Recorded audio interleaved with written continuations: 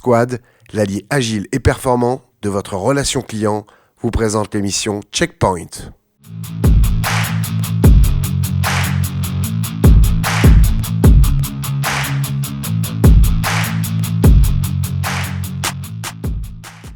Bonjour Emmanuel Ploton.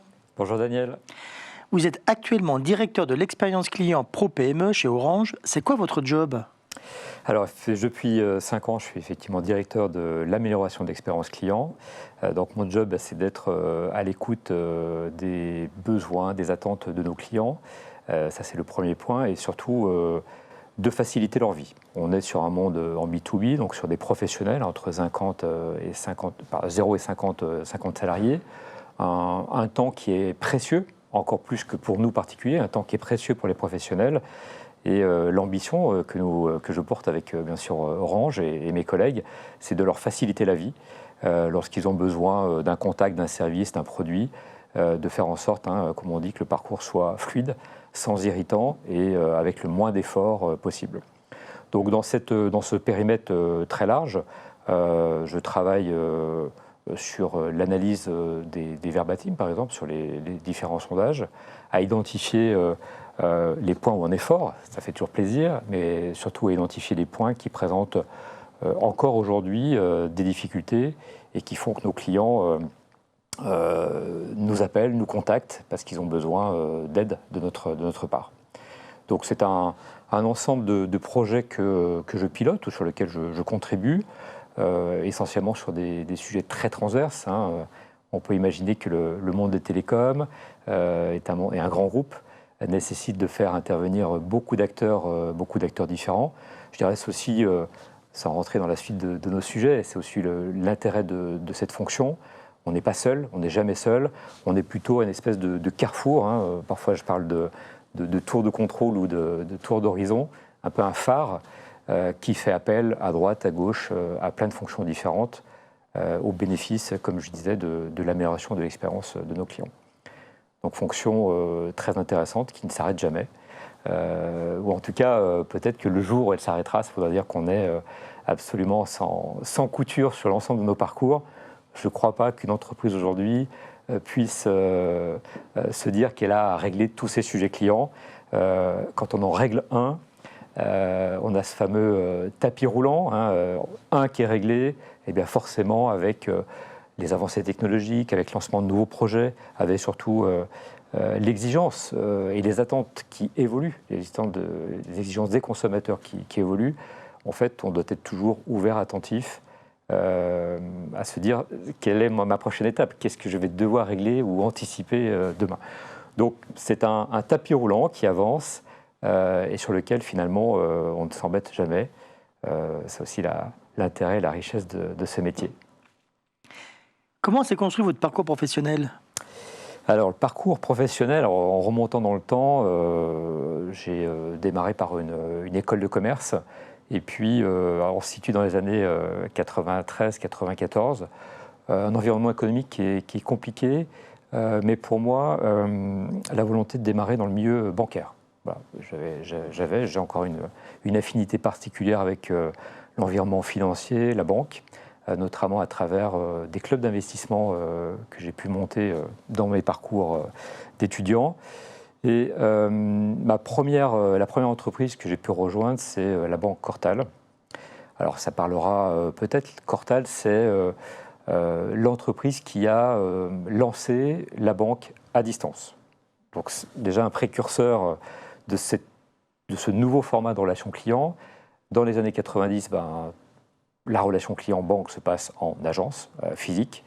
La banque Cortal s'est lancée sur ce créneau-là, sur une banque dédiée à l'épargne, moyen et haut de gamme, mais en tout cas dans une relation qui était en totalité par téléphone.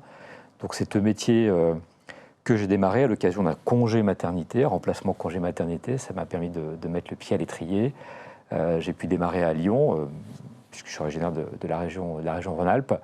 Et puis, au fur et à mesure du temps, des opportunités, on m'a proposé de venir continuer ce même métier à Paris, au siège, où j'ai pu exercer un métier de responsable d'équipe, toujours au sein de la banque Cortal, et puis un métier de management sur des équipes plus importantes. Donc voilà, je crois que ça a duré de mémoire 6 ans. C'était le téléphone, le début du Minitel. Donc là, on rentre dans le multicanalité, l'omnicanalité, hein, qui étaient des éléments extrêmement importants de nos fonctions aujourd'hui. Le Minitel, son développement, le boom de tout ce qui est épargne financière pour les particuliers, et donc un métier où j'ai tout appris, hein, le monde de la relation client, sur majoritairement d'appel entrant, mais aussi sur des fonctions d'appel sortant, hein, qu'on pourrait appeler du télémarketing aujourd'hui. La Banque Ortal a été le premier établissement, la première entreprise à disposer d'un outil qui génère des appels de façon automatique.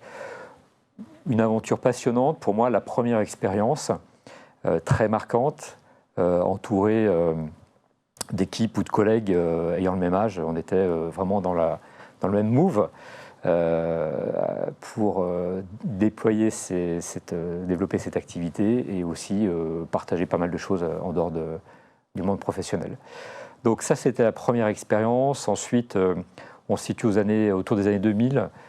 C'est l'explosion des projets par Internet, start-up basées sur Internet, beaucoup de fintech. Là, je rejoins un projet de banque à distance, The Bank, basé uniquement sur un modèle à distance par Internet. On commence à rentrer dans des sujets de digitalisation, self-care.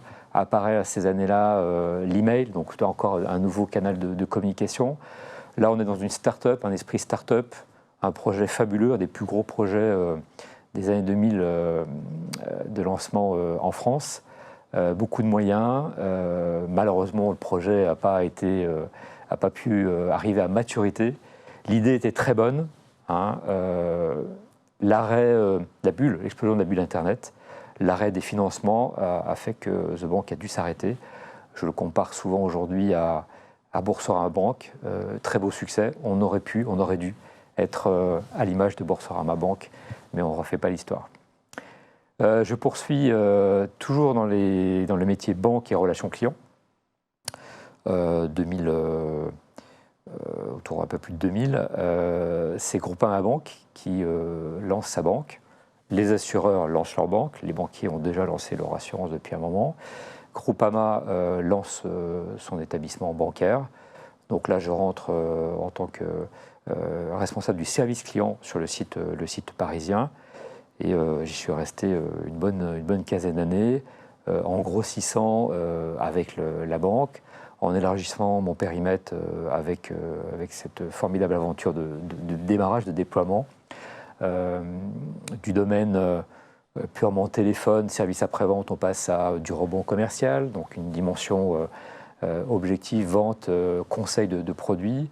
Je rajoute aussi des sujets au fur et à mesure de qualité. La voix du client commence à s'affirmer. Hein, ce n'était pas le cas avant peut-être les années 2000. On commence à écouter la voix du client, à leur envoyer des sondages, leur demander de témoigner. On élargit aussi encore de l'omnicanalité avec de nouveaux canaux, les réseaux sociaux, le chat. Bref, j'ai pas le temps de m'embêter. Tout ça se développe de façon très intéressante. Je prends la responsabilité de la direction de la relation client au fur et à mesure. Hein. Ça me ramène à pas mal de beaux souvenirs, tout ça en faisant progresser, en recrutant bien entendu des nouveaux collaborateurs, en découvrant des nouveaux profils, en faisant progresser des conseillers qui passent managers, qui passent responsables d'équipe, des fonctions support qui m'accompagnent également. Je pense aux fonctions de planification, de gestion de la formation, du coaching, etc. Bref, un moment intense, riche, sur lequel j'ai finalement été tourné vers l'intérieur d'entreprise, et c'est important de le signaler, très tourné vers l'intérieur de l'entreprise par un métier qui me passionnait chaque jour. Chaque jour, j'étais content d'y aller, j'étais content d'accompagner des nouveaux à progresser dans leur aptitude professionnelle et des résultats qui étaient aux attendus. Voilà, donc une période satisfaisante et très tournée vers l'interne pour moi. Ensuite, les événements de la vie professionnelle font qu'il y a des choses qui arrivent. On peut être racheté ou des partenaires peuvent rentrer dans l'entreprise où on est. À ce moment-là, donc on est fin des années 2010, Orange souhaite lancer son établissement bancaire. Orange trouve une légitimité à dire la majorité de nos clients, enfin bon, tous les Français sont équipés d'un outil numérique, un outil digital. Nous sommes un acteur de confiance. Gérer la communication, les communications et Internet, c'est être un acteur de confiance et de sécurité. Orange souhaitait chercher un nouveau levier de croissance, un nouvel domaine d'activité, et s'est dit que la banque était assez légitime pour attaquer ce sujet-là. Donc, il s'est tourné vers les acteurs de la place. Groupama a entendu et a souhaité s'associer, donc il y a eu un accord. Groupama Banque a servi de base de lancement d'Orange Bank, avec beaucoup de remaniements technologiques et si humains. Donc j'ai une nouvelle fois participé à un lancement d'une nouvelle banque, toujours tourné vers un peu le futur. Mon parcours, c'est des banques qui s'approprient des nouvelles technologies ou anticipent des nouvelles technologies versus parce que les clients et leurs attentes évoluent. Orange Bank se souhaitait avoir un positionnement différent, très humain, très transparent, sur un concept de banque très simplifié. Voilà. Je dirais que c'était un peu pour casser les codes où on pouvait avoir la banque traditionnelle où le banquier parle à son client du haut en bas. Là, la relation se voulait d'égal à égal. Le client parle à son banquier et comprend, c'est le même cadre de référence, le même langage. Grosse activité, lancement extrêmement compliqué en termes de charge d'activité. Il fallait mener et le développement de Groupama Banque et le lancement de ce nouveau concept, recruter beaucoup de nouvelles personnes. Le service client a par exemple doublé, voire triplé en très très peu de temps. Arrive sur ces entrefaits un nouveau staff en provenance d'Orange qui amène la culture d'Orange au sein de Groupama Banque et surtout la culture d'Orange au sein de cette culture d'Orange au sein de la banque. Voilà, je participe à ce lancement et puis à un moment je me dis qu'est-ce que je peux apporter de plus, quelle est ma conviction sur ce projet. Je décide de faire un pas de côté, comme on dit, et de changer d'univers, toujours en restant dans l'expérience client, mais de changer d'univers et en rejoignant une opportunité qui m'a été proposée, Orange. Et c'est la fonction que j'occupe aujourd'hui, là maintenant, depuis 5 ans. Voilà le panorama d'une petite trentaine ou une trentaine d'années maintenant d'expérience professionnelle. C'est quoi le fil rouge de votre carrière ? Alors, le fil rouge de ma carrière, alors, si j'étais clair, vous avez compris que le fil rouge, il y a 2 fils rouges essentiels. Le premier, le constant du début à la fin, c'est finalement la relation client, le service au client, voilà, la direction de relation client. On l'appelle aujourd'hui la direction de l'expérience client. Donc ça, c'est mon premier fil rouge, toujours être tourné vers du métier de conseil, d'accompagnement, de management d'équipe et à distance en B2B ou en B2C. Et le deuxième fil rouge, le plus long, c'est la banque, le métier bancaire, qui est quelque chose qui m'intéresse depuis très très longtemps, encore aujourd'hui, sur lequel je suis très en veille. Voilà, donc expérience client, métier de la banque. Et puis, j'ai pu voir que ce métier d'expérience client peut aussi bénéficier à d'autres secteurs d'activité, tels que les télécoms aujourd'hui. C'est complètement différent, mais les sujets, les attentes des clients sont assez similaires. Et la méthodologie d'amélioration peut également se déployer dans cet univers-là. Quand vous étiez enfant, vous rêviez de faire quoi ? Enfant, je ne me rappelle pas avoir été dans des métiers de policier ou pompier, même si j'avais certainement des voitures qui ressemblaient un peu à ça. Mon souvenir le plus ancien, c'est très rapidement être intéressé par le monde de la finance, tout le monde économique, Et je crois que ça doit être autour de mon adolescence, trader. Il y a certains films très marquants comme soit les romans de Paul Sulitzer, voilà, qui m'ont passionné autour de l'argent, soit certains films Wall Street par exemple. Et je pense qu'à un moment, voilà, mon plus ancien souvenir, c'est d'avoir voulu être trader, manipuler de l'argent, investir et faire en sorte que tout ça profite au monde entier. Voilà, je pense que c'est mon souvenir de métier le plus ancien. 2 moments clés dans votre vie? Donc, dans ma vie, bon, je vais rester dans un cadre professionnel. Sortie des études, je le disais, 93-94, un environnement économique compliqué. Et donc, j'ai vraiment été... premier bon souvenir professionnel, c'est d'avoir décroché un CDD en remplacement de congé maternité. Mais après mon CDI, je pense que c'est avoir le pied dans le monde professionnel. Voilà, ça a été pas simple et j'étais vraiment content enfin de pouvoir travailler. Donc ça va être le premier. J'en donne un deuxième. Donc le premier était plutôt individuel, le deuxième il va être collectif, équipe.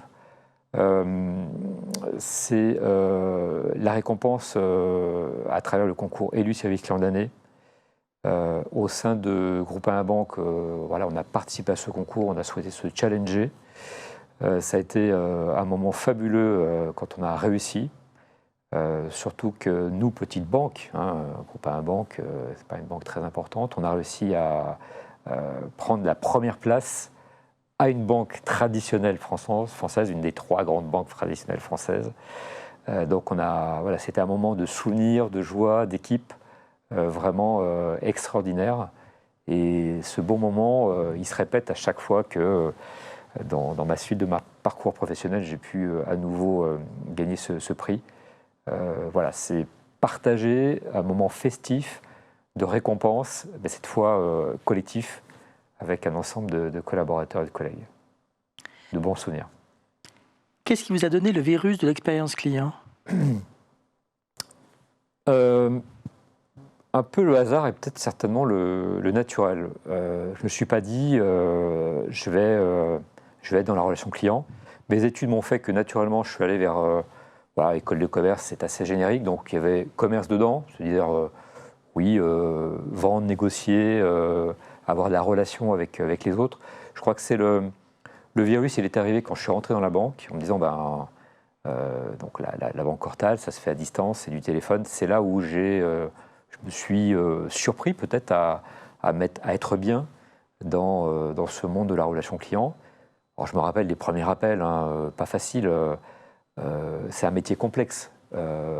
Il faut être à l'aise sur les outils. Au début, on ne l'est pas. Il faut être à l'aise sur les produits. Il faut être à l'aise sur le discours, sur les mots utilisés, s'entendre parler pour poser le bon mot, la bonne respiration au bon moment. Bon, c'est venu. Donc, c'est pas un virus que j'avais. C'est venu naturellement. Et puis, je m'y suis plu. Voilà, je m'y plais encore. Et je pense que j'ai découvert peut-être plus tard, après avoir testé et essuyé les premiers plats, que c'est un métier sur lequel le virus est arrivé après. Voilà. Avec l'émergence de l'intelligence artificielle, comment voyez-vous l'évolution de l'expérience client d'aujourd'hui et de demain? Bon, c'est un grand débat qui, depuis 1 ou 2 ans, nous occupe beaucoup. Occupe beaucoup de nos sujets en interne chez Orange Pro PME. C'est un sujet sur lequel je m'alimente beaucoup à travers de participation à des webinaires, des séminaires, des témoignages de mes pairs, à travers l'Agora et autres, et également de spécialistes, de personnes qui sont censées avoir une vision. Donc, quelle est la place de l'IA dans l'expérience client ? Bon, déjà, c'est une tendance de fond, donc il faut y aller. Enfin, voilà, l'émergence n'est plus à dire on y va ou on n'y va pas.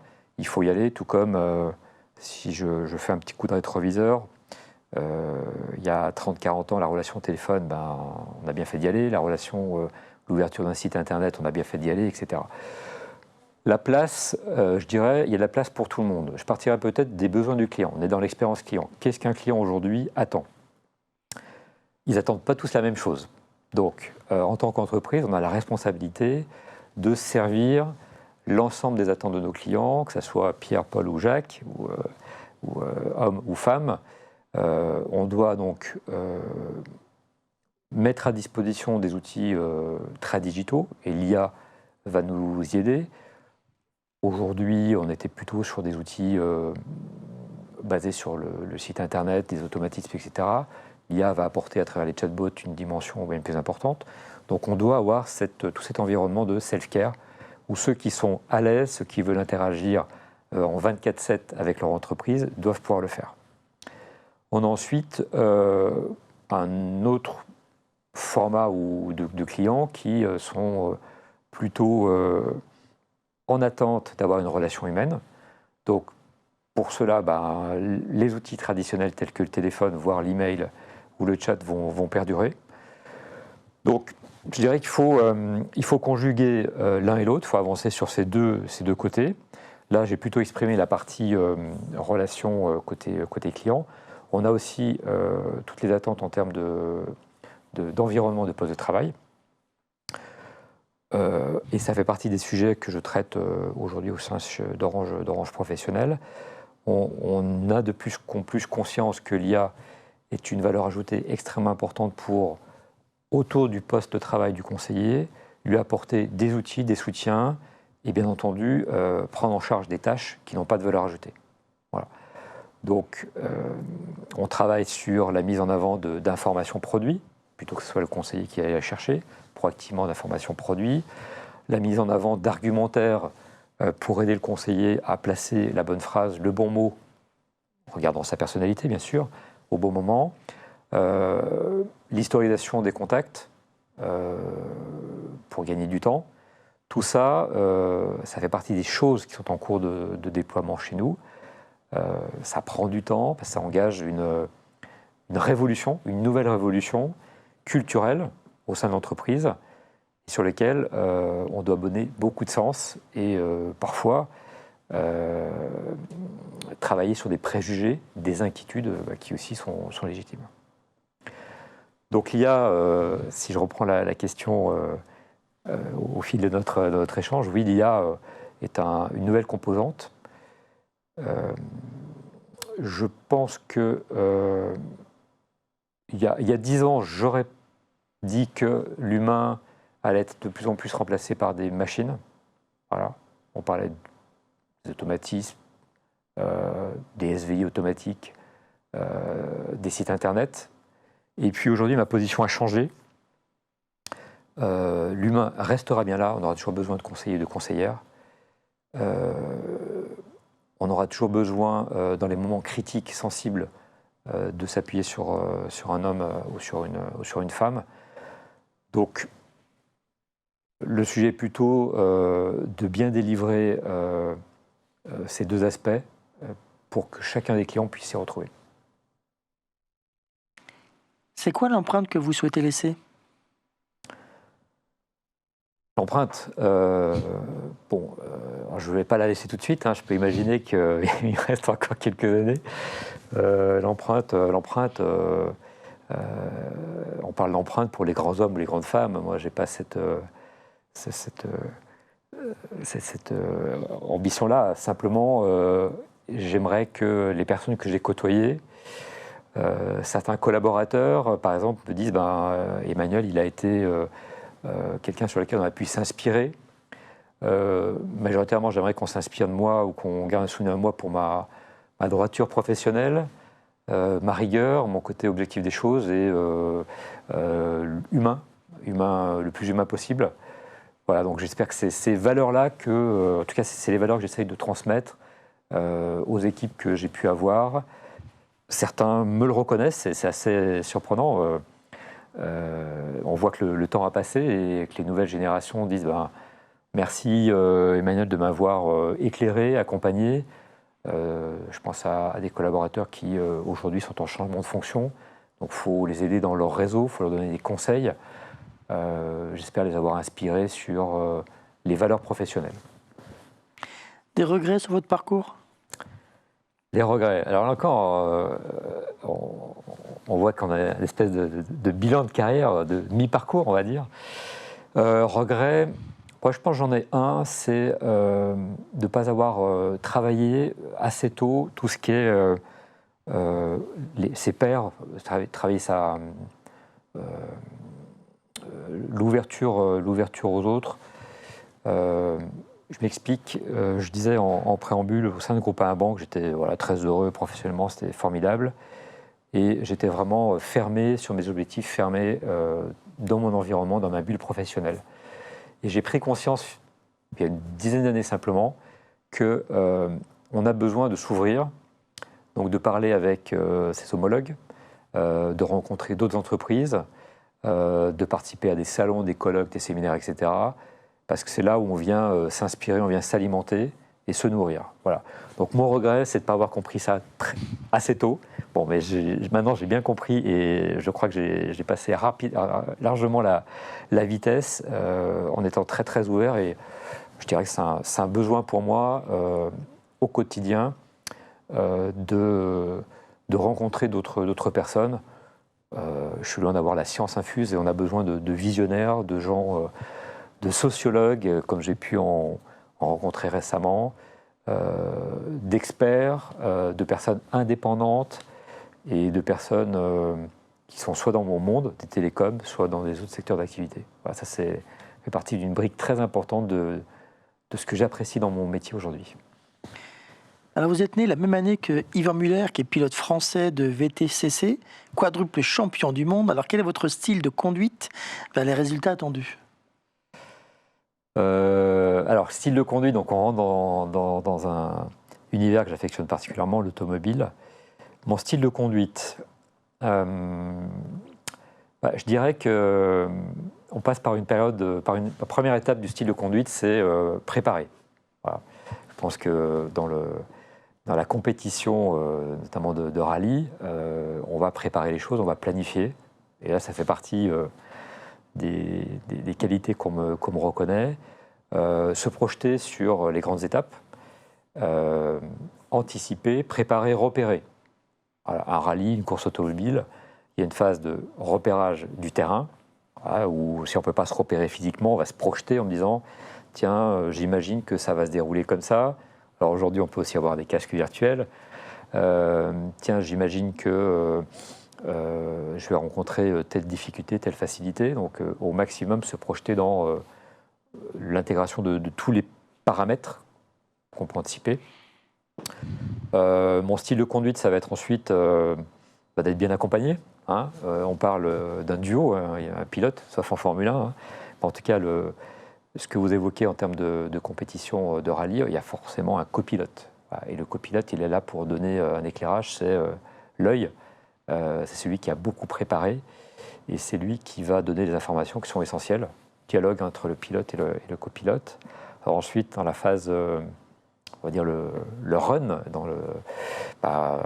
mettre l'adrénaline au service de la performance et puis tout donner sur des risques calculés. Il faut que la machine arrive au bout, il faut que l'équipage arrive sain et sauf. Donc c'est toujours cette tension entre la performance attendue versus qu'est-ce que je vais pouvoir tirer de la machine en exigence mécanique, et puis qu'est-ce que je vais pouvoir tirer de mon partenaire, le copilote. Voilà, mais c'est une belle image qui me parle bien en termes de style de conduite de projet. Votre secret pour décompresser ?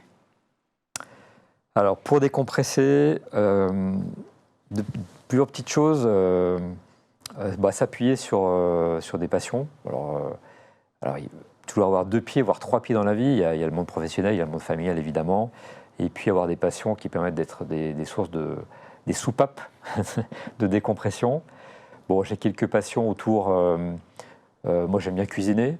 Alors, ça part de quoi ? Ça part du fait que j'aime bien manger. Et à un moment, si on veut bien manger, c'est bien de se mettre au fourneau comme ça. On fait ce qu'on veut. Et puis, quand c'est bon, on se félicite. Quand c'est pas bon, on s'en prend qu'à soi-même. Donc, j'aime bien partager cette tradition française dans beaucoup de rencontres que j'ai pu avoir quand on commence à parler entre nous et entre Français, Françaises de nourriture. Bon, c'est un sujet qui aligne tout le monde. Autre passion, tout ce qui est garde-temps. Voilà, les montres, c'est la notion du temps dans nos métiers est prépondérante. Alors, le temps aujourd'hui, c'est le rendez-vous qu'on s'est donné, il faut arriver à l'heure, hein, le respect de l'heure. C'est se dire, on a ensemble programmé, donc on a organisé ça dans nos agendas. Il a fallu que chacun trouve un compromis pour ce rendez-vous. Et puis, le temps, en théorie, on n'a pas d'emprise. Ça, c'est un peu la théorie. Mais finalement, le temps, quand on l'organise bien, quand on arrive à se projeter, là encore, en ayant des qualités d'organisation, d'anticipation, c'est un formidable allié. Voilà. Alors, je vais prendre une image toute simple, mais dans le monde de la banque ou de la finance, on pourrait en prendre d'autres. On peut faire travailler le temps pour soi. Un jardinier va planter. Voilà, ça c'est son action. Et après, il va globalement laisser passer le temps. Le temps va travailler pour lui. Et puis la plante va grandir, va grossir, voire va donner des fruits. Et on va récolter les fruits de ce temps. Voilà. Donc j'aime bien... le temps passe, mais j'aime bien avoir une empreinte, une emprise sur le temps. Parce que finalement, c'est vraiment un allié important. Donc voilà quelques-unes de mes passions, et je rajouterai le monde automobile. On parlait de conduite, de pilotage. Voilà, j'ai beaucoup de responsabilités. J'ai plusieurs responsabilités, dans des associations de clubs de voitures anciennes, et ça me permet de retrouver beaucoup de mes amis, de mes connaissances autour de cet univers passion. Qu'est-ce qui vous booste chaque matin ? Ce matin, par exemple, c'est faire quelque chose de différent. Je me suis dit, ce matin, je vais faire quelque chose sur lequel je n'ai pas l'habitude de le faire, hein, une émission télé, une interview. Alors, parler de soi, ce n'est pas une chose facile. Ce matin, j'ai pris... c'était une matinée risque. Une matinée risque, sur un univers qui n'est pas familier pour moi. 2, répondre à des questions qui me concernent personnellement. Et puis 3, avoir cet exercice de parler, de se projeter. Voilà, donc très concrètement, ce matin, c'est ça qui m'a fait booster. Je me suis dit, je vais apprendre quelque chose. En tout cas, de moi, je vais avoir une expérience différente. Alors, je n'ai pas tous les matins ce rendez-vous avec vous, Daniel. C'est pas tous les jours comme ça. Les autres jours, je le disais, dans le monde de l'expérience client, parce qu'on est face à des clients qui nous contactent, c'est jamais pareil. Donc, c'est toujours surprenant, usant, c'est certain, mais dans un monde où la technologie, les attentes des clients, les relations humaines qu'on a, finalement, chaque jour est différent. C'est les rencontres, les sujets qui me portent à me faire lever le matin. Vous lisez quoi en ce moment ? Alors, j'ai réouvert un livre. Qui a un rapport avec les événements tragiques du vol au Louvre. C'est Les Joyaux de la Couronne de Michel de Grèce, qui fait référence, ce livre fait référence au vol des Joyaux de la Couronne durant la Révolution française. Ça se passe autour du Louvre également. J'ai réouvert ce livre, je l'ai proposé à mes enfants pour leur dire, voilà, il y a 3 siècles, ce qui s'est passé avec les Joyaux de la Couronne. Voilà aujourd'hui, avec le vol du Louvre, qui a eu lieu il y a quelques semaines, il y a une espèce de comparaison malheureuse de l'histoire. Voilà ma lecture du moment. J'espère que la fin sera plus heureuse et qu'on retrouvera dans notre monde là vraiment les joyaux qui ont été volés. Un film que vous avez vu récemment ? Un film, donc j'ai vu il y a une quinzaine de jours La femme la plus riche du monde. Voilà. On ne cite pas le nom de cette femme. Donc c'est une histoire un peu romancée qui tourne sur la famille Bettencourt et l'entreprise L'Oréal, sans qu'elle ne soit jamais citée. Donc j'interprète qu'on parle de ça. Une histoire de famille, comme il pourrait y en avoir plein d'autres, avec ses petits secrets. On part de la période qui est trouble pour certains de la Deuxième Guerre mondiale, avec quelques secrets de famille, On en arrive à des relations mère-fille, une seule fille dans cette famille, qui n'est pas jugée être à la hauteur de prendre la responsabilité de la suite de cet empire. On a des personnes intéressées qui arrivent à un tiers qui rentre, qui sent une aubaine pour exploiter, profiter, surfer sur la richesse de cette famille. Bon, un univers humain, avec des gentils, des bons, des profiteurs, des gens qui sont abusés. Donc une comédie, là encore, riche en relations humaines, en enseignement, des acteurs qui jouent bien. Pour moi, une histoire qui a un écho, parce que j'ai vécu dans les années 90-2000, toutes ces histoires qui ont été étalées sur la place des médias, entre Paris Match et tous les médias. Donc j'ai pu raccrocher cette histoire de film avec la réalité. On sent qu'on prend un petit peu d'âge, mais ça permet de remettre les curseurs du temps. Voilà, donc je vous invite à aller le voir ou à en profiter lorsque ça passera en replay. Une citation qui vous ressemble? En citation, alors je ne sais pas si c'est une citation, mais moi j'aime bien appliquer un adage qui est jamais remettre à demain ce qu'on peut faire le jour même.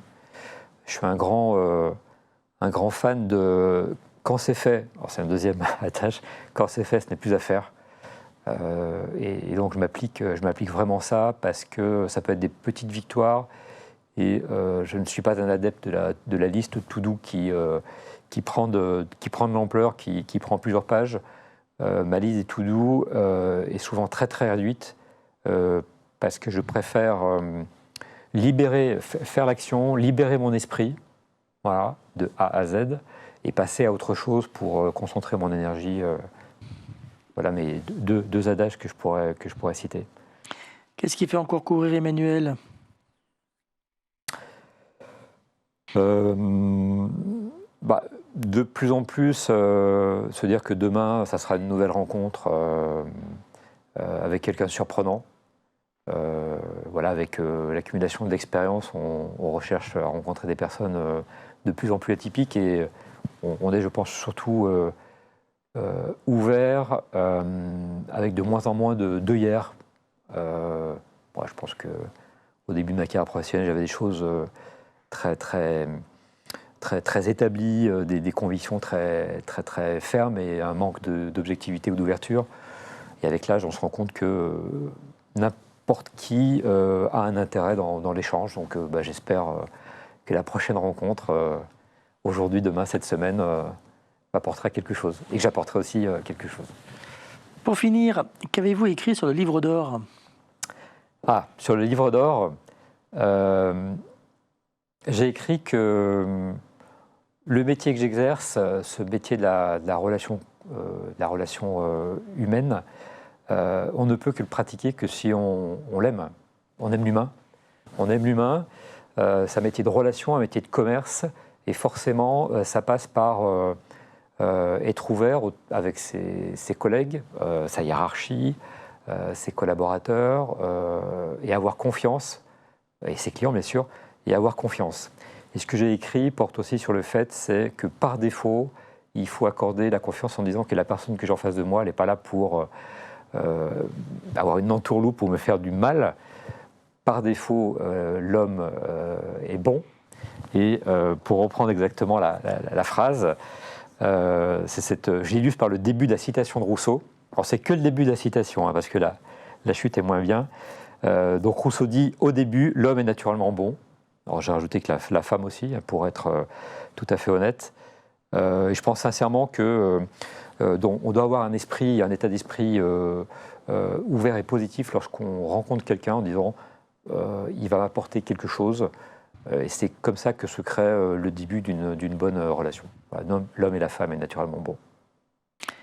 Un immense merci Emmanuel pour ce moment de Merci, confiance et ce moment aussi authentique et plein de passion.